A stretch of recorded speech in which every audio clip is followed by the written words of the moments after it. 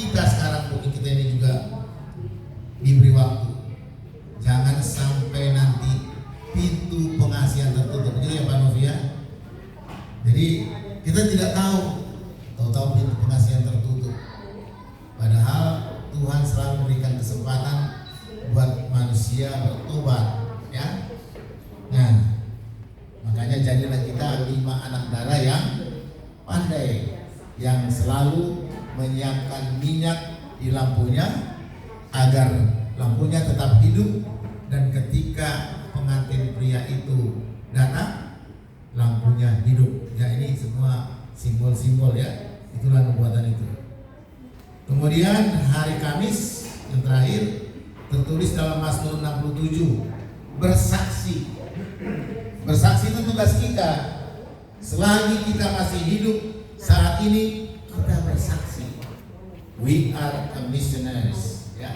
Kita adalah misionaris. Dimanapun kita harus bawakan, ya, bawakan. Kalau ketika saya di Persautahun, teman-teman saya, kita saudara kita yang meninggal ini telah bersama Bapa di surga. Kalau saya sambutannya beda. Saudara kita yang kekasih ini telah Tuhan izinkan untuk istirahat dari jerih belahnya, ya. Jadi beda, ya. Kita tahu kan maksud mereka itu adalah hanya penghiburan, ya. Belum ada Alkitab yang mengatakan yang ada di surga itu baru 3 yang saya tahu, ya. Ada Musa, ada Elia, dan ada Henok, ya. Nah, jadi itu bedanya kan, kita misionaris, ya. Itu yang saya sampaikan. Di dalam Mazmur 67, tugas kita bersaksi selagi kita masih hidup, ya, melalui cara hidup kita, melalui kegiatan-kegiatan kita. Itu yang tadi dalam pelajaran rumah tangga, peduli, ya, peduli. Nah, Tuhan menyinari dengan wajahnya, itu dalam Mazmur 67. Artinya kita harus hidup akrab dengan Tuhan, ya. Orang-orang akan melihat kasih Tuhan di dalam kehidupan kita. Jadi itu barangkali gambaran umum yang disampaikan. Silakan yang mau menambahkan atau bertanya, karena waktunya terbatas, ya. Saya kembalikan kepada Pak Ketua atau siapa nih? Mau bertanya? Oh, silakan. Ya, pada hari Rabu itu kan judulnya kan anggur dan darah. Itu hubungannya dengan penghakiman gimana? Kurang jelas. Kalau kita baca dalam kitab Wahyu 14, ya. Wahyu 14. Barang siapa yang meminum anggur murka Allah, itu siapa itu? Wahyu 14. Mungkin boleh dibantu, ya, Wahyu 14. Nah, maka ini, ya, Wahyu 14 ayat 9. Ini tentang kebaran 3 malaikat. Jikalau seorang menyembah binatang dan patungnya itu dan menerima tanda pada dahinya atau pada tangannya, maka ia akan minum dari anggur murka Allah yang disediakan. Di dalam Mazmur 75 sudah berbicara tentang penghakiman, ya.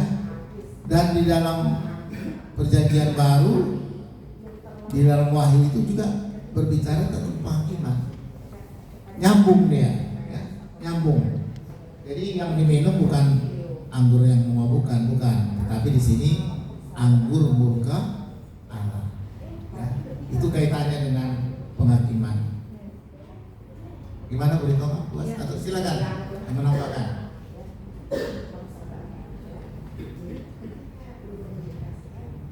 Baik, jadi dari saya mungkin tambahannya Pak Rito, ya. Jadi sebenarnya kalau kita lihat dari ayat hafalan, ya, di situ kiranya bangsa, ada berapa kali kata bangsa-bangsa itu muncul? Ada sampai kurang lebih 5 kali, ya. Jadi kalau menurut saya itulah apa yang terjadi pada dunia ini. Ya. Nah, poinnya kalau menurut tambahan dari saya ada dua. Yang pertama adalah apa yang terjadi di dunia ini. Yang kedua, siapa Tuhan itu? Itu yang menjadi poinnya. Karena gini, kalau kita kaitkan lagi dengan pelajaran di hari Rabu, apa yang Tuhan koreksi dari diri kita? Di dalam pelajaran hari Rabu dikatakan salah satu hal yang dikoreksi Tuhan dalam penghakiman adalah penyalahgunaan kekuasaan. Atau ada istilah juga dulu saya mempelajarinya itu power tends to corrupt. Kekuasaan itu cenderung disalahgunakan Atau abuse of power ya. ya. Jadi sebenarnya pada saat kita mengetahui apa yang akan terjadi di masa mendatang ini, ada dua yang dikatakan bisa melalui bencana yang Pak Tonga tadi sampaikan, dan juga peperangan. Ya, jadi kalau sudah dua ini terjadi, selesai sudah, karena bencana itu luar biasa. Jadi artinya kita harus membayangkan ini adalah situasi yang mengerikan sebenarnya. Ya kan? Pada saat itu terjadi bencana, siapa yang mau menolong kita? Masih ini mau ditolong, kondisinya perang kan begitu ya. Nah, oleh karena itu tambahan dari saya, apa yang terjadi di Mazmur ini bukan hanya sekedar doa dan pujian, tapi menjelaskan kepada kita apa yang terjadi di masa mendatang. Artinya Alkitab ini berkaitan satu sama lainnya, tidak berbicara soal wahyu aja mengenai akhir zaman. Ini didukung dari pelajaran kita di dalam kitab Mazmur. Sehingga pada saat kita bertanya siapa Allah itu, Allah adalah tempat perlindungan kita semua. Jadi artinya pada saat kita menghadapi situasi peperangan, situasi bencana alam yang tidak selesai-selesai, Allah lah menjadi tempat perlindungan kita. Kemudian ada juga Allah menjadi hakim kita. Jadi tidak ada hakim yang lain, cuma Allah adalah hakim kita, dan Allah adalah berkat bagi kita. Jadi kita diminta saat ini hidup menjadi terang, karena Allah ingin kita hidup dalam kasih-Nya. Sehingga yang menjadi poin adalah apa yang akan terjadi terhadap bangsa-bangsa, di mana nanti tidak ada satupun yang bisa mendamaikan, sehingga hanya Tuhanlah